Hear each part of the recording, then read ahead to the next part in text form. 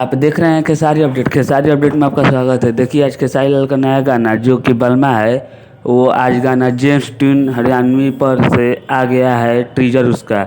आप लोग जाकर देख सकते हैं इस गाने का ट्रीजर, जिसका लिंक हमारे डिस्क्रिप्शन में है। आप लोग इस पर क्लिक करके जाकर देख सकते हैं गाने कितना अच्छा इसका लिरिक है। गाना को बहुत ही अच्छी तरह से डिजाइनिंग किया गया है और गाने में बहुत ही ज़्यादा पैसा खर्च भी किया गया है। इस गाने को आप लोग देख सकते हैं खेसारी लाल कैसे हेलीकॉप्टर से उतर रहे हैं। अपना चौधरी के हाथ में एक कुत्ता है, जिसको आप लोग देख सकते हैं कि इसका कितना रंगदारी वाला सॉन्ग लग रहा है बालमा। और गाने को बहुत ही ढेर सारा प्यार दीजिए क्योंकि टीजर ही बहुत अच्छा है।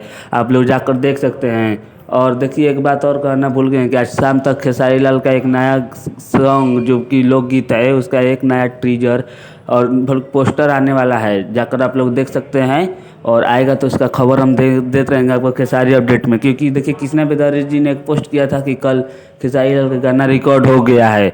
तो आप लोग समझ जाइए कि अब लगन में सिर्फ खेसारी लाल का गाना ही बजने वाला है, क्योंकि खेसारी लाल है तो सब है, भोजपुरी है। तो खेसारी लाल से जुड़े हुई हर छोटी